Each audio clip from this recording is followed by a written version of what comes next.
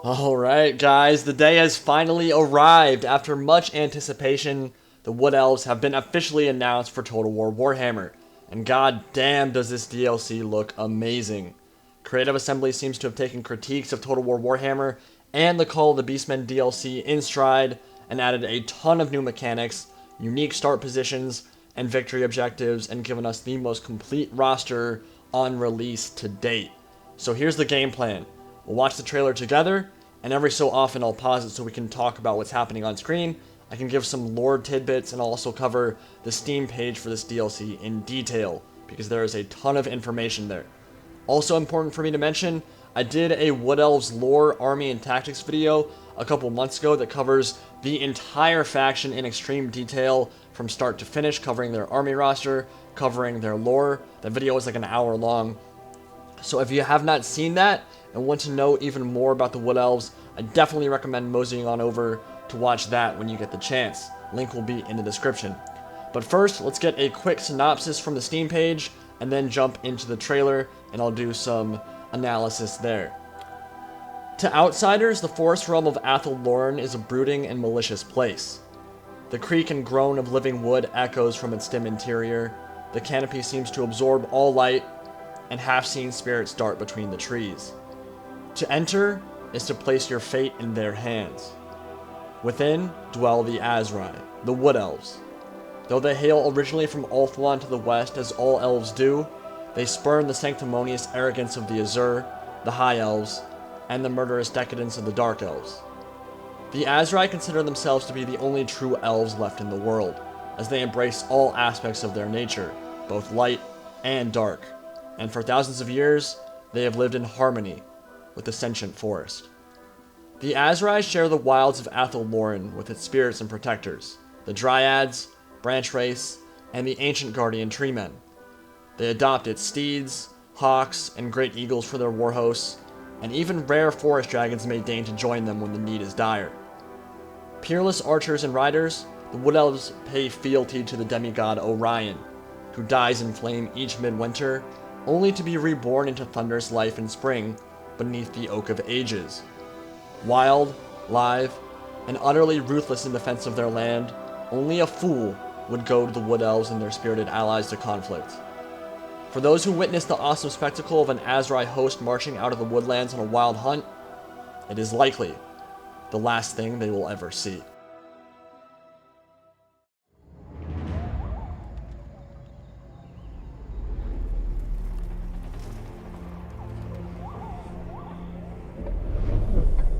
These are Waystones, rune-carved rocks that serve a variety of purposes for the elves. For the High Elves on Ulthuan, they are used to channel the winds of magic, sucking in the taint of chaotic energy and draining it from the world through the Great Vortex. The Wood Elves use them to contain the forest, marking the boundaries of Athel Loren, and in the case of the Wildwood, using them as a way to imprison the malevolent tree spirit Coetel and his insane Dryads.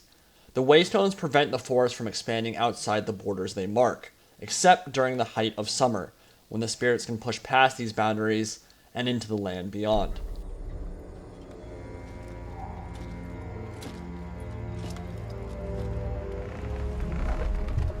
The deep wood stirs. The chill winds of winter are past. This is a Glade Lord, one of the nobility of Athel Loren. Each year, on the eve of the vernal equinox, the Wild Riders select a young prince who will become Orion for the coming year. Orion is the living avatar of Kurnus, father of the elven race and god of the hunt. This chosen noble is led to the Oak of Ages and given over to Ariel, the living avatar of Isha and one of the most prolific spellcasters in all of Warhammer Fantasy. There, she works the miracle of rebirth, sculpting her lost husband anew from the Chosen One's flesh and Kurnus' spirit. On the following morning, the Chosen One emerges from the Oak's embrace, a mortal elf no longer, but reborn as Orion, God King of Athel Loren. Every single Azrai noble who has ever taken up the mantle of Kurnus leaves behind a spirit, a faint echo of will and voice and personality. Therefore, the chosen noble must be strong of will, for he must contend with the spirit of Kurnus and dominate the other voices within, or be driven mad. It is a heavy burden, and one that grows greater with each passing year, for every cycle of rebirth adds a new voice to the choir. And the season of war is here.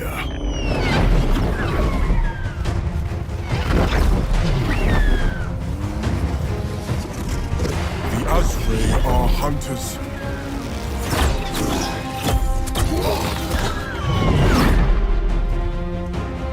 And the forest is our home. Alright, so tons of analysis to do right now. I've got a lot to say before we continue the trailer. On screen are the Wild Riders. They are a perfect representation of the Wood Elves' form of warfare. Squishy as hell, but they hit like a truck. Also have a unique running animation that looks actually like deer running, which is really cool in and of itself. It's a very nice touch by CA. They don't run like horses, they aren't reskinned, they actually have their own skeleton and running animation, which I think is awesome. But the Wood Elves are the quintessential glass cannon faction. This is a theme that stretches across the majority of their units, except for their monstrous infantry. The vast majority of their unit roster is focused around lightly armored units who can do tremendous damage from range or in melee. You strike hard and fast and you get the hell out of there, skirmish down your opponent. But here's a super important thing to note, guys. On release, this Wood Elf army roster will be the most complete unit roster we've had in Total War Warhammer, and that's one reason why I'm so excited for this DLC. Let me give you a quick rundown of the only units we are missing from the army book. We're missing the Shadow Dancer, which is a hero version of the War Dancer unit, missing the Glade Captain, the hero version of the Glade Lord, missing Spellweavers, a lower level mage, and we're missing the Unicorn mount for the Spellweaver. That's literally all that's missing, besides legendary Lord choices like Drycha or the Sisters of Twilight. And I mean, obviously CA wasn't going to include every single legendary Lord on launch. Their core, special, and rare choices, meaning all the actual units in the Wood Elves roster, not counting the hero and Lord choices, are actually more numerous in Total War Warhammer than they are in the real army book, because the Forest Dragon will be an actual playable unit rather than just a mount. So CA has really outdone themselves here. I'm very, very pleased with the army roster. It's the most complete we've had on launch for any faction for Total War Warhammer thus far. Speaking of which, let's cover the actual army roster right now. So what do they have? Well, like I said, they have their entire army book minus a few heroes and lords. So for melee infantry, we have Eternal Guard and Eternal Guard with shields. We have War Dancers and War Dancers with Azrae spears. Wildwood Rangers with those massive glaives as kind of shock infantry. And then for ranged infantry, we have Glade Guard with the Starfire shafts that do fire damage. Glade Guard with the Swift Shiver shafts that do magical damage. And we have Glade Guard with Hagbane tips that do poison damage. Deepwood Scouts with all three of those arrow variants as well. And Way Watchers, those incredibly elite bow infantry. And for the Way Watchers, I think they will probably have all three built into a single unit, whereas for the Glade Guard and for the Deepwood Scouts, you pick which variant you want before you go into the battle. For melee cavalry, we have the Wild Riders and the Wild Riders with shields. And for ranged cavalry, we have the Glade Riders with all three arrow variants, and the Hawk Riders, which are a flying skirmisher unit, which will be very good at harassing the back lines and probably killing enemy skirmishers as well. They're pretty awesome. For magical cavalry, they actually added Sisters of a Thorn, who should have Shield of Thorns from the Lore of Life and the Curse of Anrahir from the Lore of Beasts. It does mention that they have bound spells, although we don't know for sure which bound spells they will get, but they should be independent of the Winds of Magic pool, meaning they are a support skirmish cavalry unit that can actually cast spells, but they also have poison javelins. Really awesome unit that I thought was going to get cut, to be honest, so I'm very, very pleased that they didn't. For Woodland Spirit units, we have the Dryads, the Treekin, the Tree Men. All three of those are the tanky, hard-hitting shock troops who are susceptible to fire damage. Tree Men are basically giant-sized trees. Treekin are kind of like troll units, but they're trees. And Dryads are just tree infantry, basically. So, of course, the Tree Men will be the tankiest, but it will also be a single entity, while the others are smaller in number. For Legendary Lords, we will be getting Orion, of course. You've already seen the dude getting ready to go into the Oak of Ages to be reborn as Orion. And we have Durthu, the eldest Tree Man Ancient, and a wise and once benevolent tree spirit who has become the very thing he once sought to destroy, a harbinger of death and destruction to those who would threaten Athel Loren. Over thousands of years, he has seen so much treachery and calamity and war, he has literally taken up the sword and will kill anyone who does not belong in his beloved forest.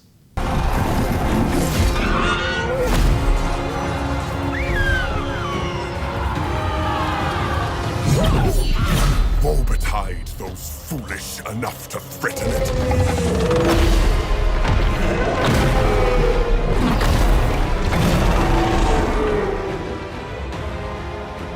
There have been sacrifices, but we are ready. He is ready.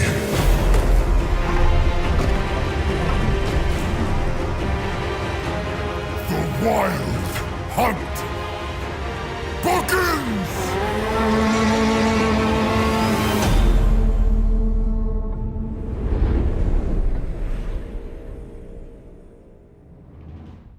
Alright, so that trailer was dope, but let's talk about how they will play in campaign and multiplayer. The Wood Elves campaign offers a unique experience to the other playable races of Total War Warhammer, as their major infrastructure is housed solely in the Wood Elf settlements of Athel Loren, though they are capable of expanding outwards, capturing any enemy settlements, and building limited outposts there known as Azrai Lookouts in their stead. The heart of the campaign is the Great Oak, a unique 5-tier building related to the new Wonder Victory condition. In battle, the Wood Elves are swift and deadly, as I already covered. They field a bunch of glass cannon units, and while they're less physically robust than most other races and they have smaller unit sizes, they make up for that with excellent melee and range capabilities. They field some of the best archers in the game, many of whom can fire on the move and have 360-degree firing arcs, and may later be upgraded with a range of specialized ammunition. As I already covered, they have the magical, poison, and fire different kind of arrow variations. They are often accompanied in battle by the woodland kin of Athel Loren, such as dryads, eagles, and treemen, and their spellcasters wield the lores of life, beasts, and shadows. So lore of life and lore of shadows will be new lores introduced in this DLC. There's a new story campaign like the Call of the Beastmen DLC called the Season of Revelation, set across a beautiful and highly detailed campaign map of Athel Loren and the surrounding duchies of Bretonnia, and you will be able to play as either Durthu or Orion. This campaign tasks the player with uniting Athel Loren in the face of Bretonian incursions, and later on from a series of fearsome climactic attacks by the Beastman warlord Morgor and his corrupted Brayherds. Now, Morgor the Shadowgave is confirmed. I've already seen him in some gameplay from Eurogamer on YouTube, but we don't know yet if he will be coming with additional Beastmen units. I would keep your hopes low on that front for now. It seems likely he will be like Boris Todbringer was in the Beastmen DLC, probably playable in custom and multiplayer, but I would not get your hopes up too much for him being a legendary lord yet. At least not playable in campaign, that kind of thing. In the Grand Campaign, the Oak of Ages is a unique 5-tier wonder building situated in Athel Loren, which the player must grow over the course of the campaign. As the Wood Elf player advances to each new tier, they will receive increasing bonuses faction-wide during their campaign. Now, growing the Oak to Tier 5 initiates the Battle of the Great Oak, a climactic multi-stage assault on Athel Loren's spiritual center by the combined and massed hordes of the Beastmen and Chaos Warriors. So it sounds like they're going to be getting a unique endgame quest battle like the Fall of Man in the Beastmen DLC. Victory or survival marks the completion of the Wood Elves' key campaign objective, which is growing that wonder. And to do that, you have to use a new additional currency that's called Amber, which is required to recruit certain elite units, to unlock certain technologies, and to expand the Oak of Ages. Now, Amber is a finite resource in the world and can only be gained by capturing settlements and setting up Azrai Lookouts. As Amber is very limited, this mechanic presents the player with a constant choice over whether to spend it on faction development, military might, or achieving their key victory condition.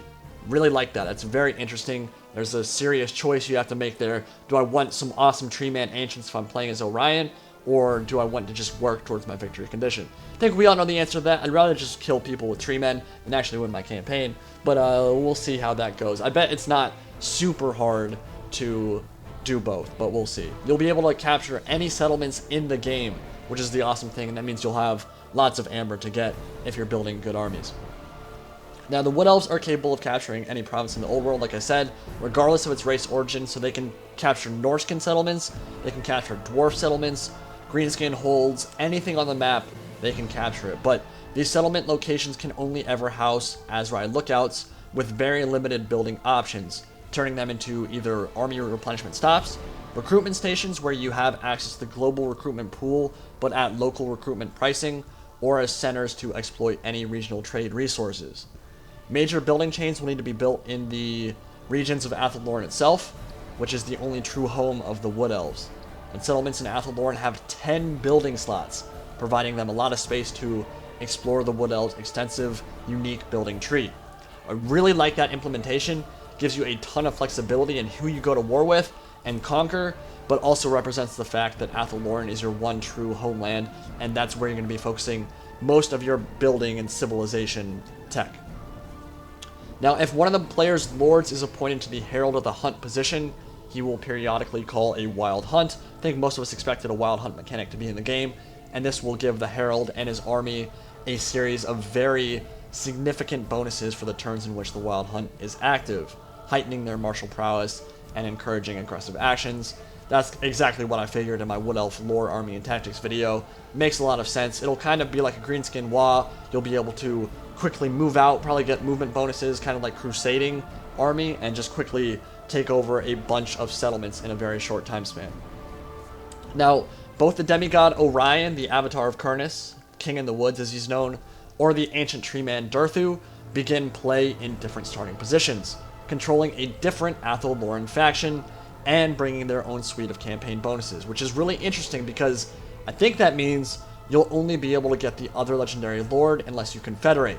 If they're a separate faction, you won't be able to unlock and recruit Orion if you start with Durthu, but that's another example of CA clearly listening to the community about start positions, which is awesome. And I honestly feel really good about that in particular with the start positions thing, because I made a huge stink about it when Total War Warhammer was initially releasing, and that was something I campaigned personally pretty vigorously for, and I really felt like that would be a great way to differentiate campaigns and add a lot of replayability, and it feels good that we as a community could come together and make it clear to CA that was a feature we really wanted, being able to play as a different faction within the same race in a different start position. And it seems with each DLC that comes out, they're listening more and more to the community and listening to feedback, which is super awesome. Now, Orion is obviously a very powerful melee warrior. He can deal sizable range damage with his long-range spear attacks, so he'll be one of the few legendary lord choices thus far that can actually attack from range. And he also has two unique area effect abilities, the Hounds of Orion, which is a magical vortex, and the Hawk's Talon, which is a magical bombardment. And these attacks are bound to Orion and do not consume winds of magic. He has two combat skill trees, two battle skill trees, and a campaign skill tree, and this massive range of skills, many of which are unique to him, allow him to specialize as he levels up, and in particular he can bring numerous improvements to the many bow units in the Wood Elves roster. So his legendary lord playstyle will focus on the Wood Elf side of things, so the actual elf units, and when recruiting forces he must pay an extra cost in amber if he wants to hire the woodland spirit units. And now Durthu, on the other hand, must pay extra amber to hire the higher tier Wood Elf units, like the Way Watchers or the Wild Riders. So there's a nice exchange there, but you're getting easy access and early access to the Woodland Spirit units if you're picking Durthu. So you'll seriously have a big choice to make on which lord to go for. They both sound really unique and will have a very different playstyle. One focusing on the heavy-hitting Woodland Spirit units, like the Tree Men, the Treekin, and the Dryads, and of course Orion focusing on the Wood Elf units themselves. I love that decision you have to make there. It's really cool. Now, I have not heard whether Durthu gets his Lamentation of Despair shooting attack yet. It does seem, or it would seem kind of unfair if Orion got all that love with unique bombardments and magical vortexes if Durthu didn't get some of his own unique stuff, but he at least does start with his huge effing sword, which will be awesome to see in action. Some people have said that they don't like that he has that sword, but that's the whole point. It's intentional. Again, he is a once benevolent spirit that has since become an incarnation of war because of all the troubles that Athel Loren has seen over the millennia. So, very excited to see both of them in action. For the lord choices, we will have Glade Lords and Ancient Treemen as the 2 lord choices, and Spell Singers who float and have a bunch of unique animations. I saw them in action. They were really cool. Will be a hero level caster with access to the Lore of Life, or the Lore of Shadow, or the Lore of Beast. Like I said, Lore of Life and Lore of Shadows will be the 2 new lores introduced in this DLC, and Branch Race are the hero level versions of the Dryads with the Lore of Life, and they'll have access to that, but they're also pretty decent in melee as well because they're a tree spirit. And the Waystalkers are an expert sniper hero who can fire while hidden and probably dish out some serious damage from range. So that's about it. I am incredibly excited for this DLC, as you can imagine. I think this has the opportunity to be the best DLC that Creative Assembly has ever offered, which is saying a lot. I mean, they've done some really good ones in the past, but this one seems like it might top all of them. I don't want to get too hyped for it, but it looks amazing. I think they're going to have a really rewarding style of play that requires and rewards good micromanagement, and I just cannot wait to start playing some multiplayer battles with them. I think they'll be super satisfying to use. You can either go with a spiritless host or spirit host that just kind of runs over people in melee combat with all these giant trees, or you could go for a archer kind of build, a skirmish kind of build that utilizes those archers with their Parthian shot and the 360 degree fire arcs and the different arrow types that will just make for so many interesting playstyles. So let me know what you guys think in the comment section below, and let me know what you think about the DLC. I'll see you all in the next video. Indie Pride signing out for now.